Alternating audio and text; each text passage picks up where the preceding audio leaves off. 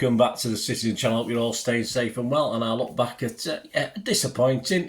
Should have won it perhaps, but obviously slutty Arsenal got away with it in the end, didn't they? But does it matter? No, it doesn't matter when we get beaten it, but would have been nice to win. I might have a talk about the crowd very briefly before we go if we've got time, but this is the player ratings and match sum up, of course. Talking points, there's one or two. City versus Arsenal on the 6th of August 2023, of course. A 4-1 win on penalties for Arsenal. Yes, when it gets to penalties, you just know we're going to cock it up, don't you? Yeah, so we'll talk about that today. Please, if you are new to the channel, push that subscribe button, push the bell notifications, everything.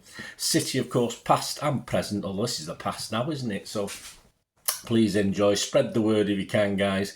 And if you are pushing buttons or you're not pushing buttons, give us that like button a smash. Give us a thumbs up, guys, for trying. Give us that for trying. We can't perhaps for City they did okay considering, but we'll talk about that. Starting 11, yeah, I got 8. I was quite happy with getting 8. I was a little bit disappointed that of course Aki's a big miss. I assume he's injured. I've not seen anything from Pep, but I hope this isn't a start of one of those seasons where he's playing less because he's getting injuries and stuff. Having said that, we've got another guy coming, haven't we, called Guardiola, who apparently can play that position as well. So be interesting one for Aki. A bit of pressure on him as well, so he needs to get fit and playing. And I really wanted Ederson to start and Foden to start, although Ortega did okay. I'm not going to have a whinge at him, apart from a couple of duff penalties. We'll talk about that. Anyway, the team: Ortega, Walker, Stones, Diaz, Akanji, Rodri, Alvarez, Kovacic, Bernardo, Haaland and Grealish. On the bench, not the greatest bench, I didn't think, when I looked at it. Ederson, Phillips, Laporte, De Bruyne, Gomez, Foden, Palmer, Lewis and McAtee. Yeah, I mean, De Bruyne I hope would come on, and he certainly didn't. Certainly improved things, didn't he? Match report, key moments, first half, 17 minutes, Mardas Arteta was shown a yellow for waving an imaginary yellow, quite appropriate really. He should have been sent off to his playpen, I think. A Rodri chance, I think, was the first one, just got deflected wide. I'm not sure what minute that was in, but it didn't look to have a lot of pace. It looked as though he was trying to pass it into the net again, unsuccessfully. 25 minutes, Ortega does well to save from Havertz, and Stones he chests out and Martinello follow up. That was a close goal, not bad from Ortega, but Havertz starts as he means to go on by looking as though he couldn't score in an empty net most of the time. 40 minutes, Saka gets past Akanji, not for the first time. He had a bit more luck against him this time than at the Etihad last season, of course. He could only hit it Ortega, though, who makes the save. Another let-off. Interesting Rodri chip from distance lands on top of the net with Ramsdale scampering back.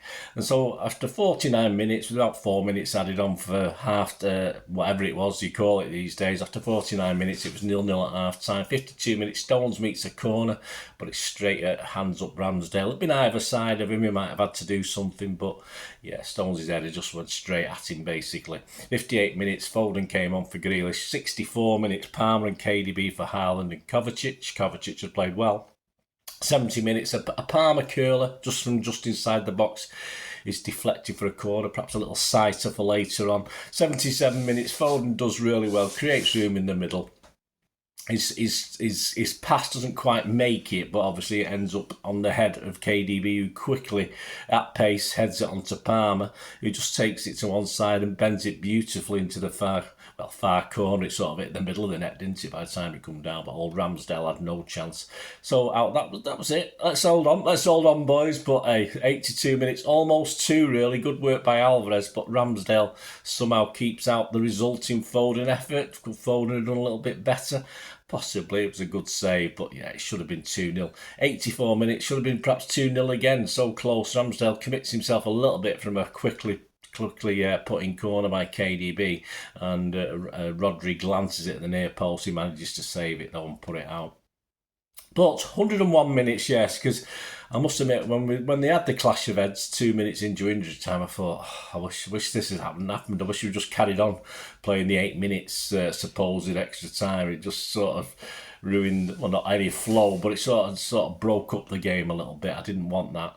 And of course, a speculative shot on 101 minutes by Trossard takes a deflection, then it takes an even bigger deflection off Akanji, of course. Wrong foot Ortega, and Arsenal have stuffily got an equaliser. And that, although they played well the first half, I thought overall we really deserved the win in the end. 103 minutes, one last effort by City, but Diaz can't quite reach a KDB cross. Pens at the Arsenal end and they get to take the first. Is that how it works? I'm not too sure. I thought, is it an advantage to take the first penalty? I thought it was. So if you get to choose the end, surely the other team then takes the first penalty. Anyway, will KDB have hit the bar with if he took the very first one? Who knows? But he did this time. Bernardo scores and Rodri, a pretty tame effort, saved. No Rodri's rockets. Now he's scored that at Champions League. Perhaps he thinks he should be placing them all Gundogan-like. So perhaps that's the new Rodri. Just smash it, mate. Just smash it in the net. But Arsenal score all four of their penalties. No need for a fifth. Bloody useless. Yeah, I did say Ortega. I don't. You know, I used to be my two of those goals went in where I would have saved it. So, but they have these little charts, I assume, to know where penalty takers are putting stuff. I'm sure that got back to the keepers, but he looked pretty tame. We didn't get anywhere near Ortega. He may as well just had a dummy in there for all the use he was. To sum up, I thought again it was slightly unfortunate to go in 0-0 at half time, turned into a game that we probably should have won. Giant slice of luck for them, of course, and we're bloody useless at penalties, aren't we? And the shield goes to them classless tossers, and that's as simple as it is. Just quick word on the crowd. Yeah, it was like being in a Soccer Aid crowd for me personally. I lost my voice very quickly after a few minutes because it's like only me and two or three dotted about trying to sing in our block. Absolute waste of time. Could see that from the concourse. Could see that from the Green Man, which is probably about 20% of what would normally be in the Green Man. The atmosphere was very quiet. And then obviously looking at the concourse, having a drink for every City shirt, you just saw a mixture of things. Even the odd Arsenal fan with a scarf or even a top on. Not many, but obviously. I'm old school. I don't like it, but so it wasn't much fun as a fan. But I appreciate the boycott. And I will be paying some money into the food bank this coming Friday when I get paid. But it was not the greatest atmosphere. Arsenal were allowed to take the mick, which I don't like because they're the most classless fans you can ever think about. But it is what it is on the day. We'll probably talk on other shows about that anyway. But not great. But the boycott worked in the fact that it just killed the atmosphere. Probably the boycott didn't work because there was 81,000 people there and just as many empty seats in the Arsenal bit as there was in the City bit. So they've nothing to crow about. And noticeably, a lot had left even before he got anywhere near penalties. So that old bald get who's like me spouting on about City fans on AFTV. You got enough to have a go at City fans yesterday without claiming absolutely bullshit. I mean, that's all it was. He's just spouting rubbish. There's more Arsenal fans had left that stadium before the penalties than City fans, or the Soccer Aid City fans anyway. Match stats. Shots 7 for Arsenal, 3 on target, 8 for City, 4 on target. Possession 55% for City, 590 passes for City to 485. 88% pass accuracy for both teams. Fouls 6 by them, 11 by us, but they got 3 yellows to our 1. Quite fun at times. Offsides, none each, and corners 5 for them, 6 for us. XG philosophy at half time, it was City 0.05, Arsenal 0.84. We did improve. City at full time 0.95. Arsenal 0.98, so on the basis of that, they probably deserve to win. Probably not. Haaland was 0 XG, but he didn't get a lot of service, did he? On to the ratings. Simon Bajkowski for the Manchester Evening News. Let's fly through these. Ortega made 2 good saves in the first half to stop Arsenal taking the lead. Had little to do after that. Charged down twice in possession, though. Yeah, so we give him a 7. I'll give him a 7. As I said, I wasn't overly excited on the penalties, but then again, Ederson probably wouldn't have been much better either. Walker captained the team again despite Bayern's offer and gave his usual commitment. He did. Nothing new in his wing play though. Nothing new going forward, unfortunately. 7 from Simon, a 6.5 from me. Diaz, a few sloppy passes but marshalled the defence and looked steady to be an important player again. Yeah, steady I assume. As I say, it's hard when you're there to... I've not watched the match back, it's hard, but I think he was fairly steady yesterday. Simon's given him a 6, I'll give him a 6. Stones, one tremendous block at one end and a good header at the other. In a performance was less box to box and perhaps expected. Yeah, I thought, well, the header could have been better, and he got his body in the way. So yeah, Simon's been generous. Give him a 7. I'll give him a 6.5. I thought it was quite busy, but The role he was playing probably wasn't that influential overall. Akanji struggled to handle Bajkowski at times, a difficult challenge granted, and will be grateful for easy assignments to come. Unfortunately, the deflection he was. It's just one of those things. So I'm going to give him a 5. Yeah, I have to give him a 5 just on performance. It was a thankless task. He didn't, of course, at the Etihad last season, he had him in his pocket, didn't he? But it didn't quite work out this time, as it did on his own pitch, on his own turf. So I'd have to give him a 5 because I didn't think he had a good game yesterday. There were reasons for it, but that's how it is. Rodri nearly chipped Ramsdale a la Onana and went close from distance, but also gave away possession, said Simon, too many times. He did, I thought. I noticed that myself. He looked a little bit slow against that Arsenal side as well. So Simon's giving him a 6. I'm going to give him a 5.5. He struggled yesterday. Kovacic, a tidy start, said Simon, from the new sign, slotted into midfield and being happy to carry the ball, albeit being heavily marked. Yeah, I think it was only him playing sometimes. It's like him playing against there's one picture, so about 6 Arsenal fans surrounded him, but did he try too much, or was he given enough help? Probably more like that. Simon's giving him a 7. I'm going to give him a 7 as well. Alvarez, a few nice bursts at Simon, although not done by the substitutes in a way that suggests he meant to hold down a place. I think Alvarez is going to be one of those players at the moment. I thought he was lively, did a couple of really good things, but we just lacked that final bit of magic, didn't we? Simon's given him a 6, I've given him a 6. Bernardo played better once he moved into midfield in the second half and looks fit for another marathon campaign. Well, again, probably underutilised yesterday. Simon's given him a 6. We saw glimpses, but that's about it. I'll give him a 6 as well. Grealish barely involved in the first half, said Simon. Inviting cross after the break couldn't save him from an early substitution.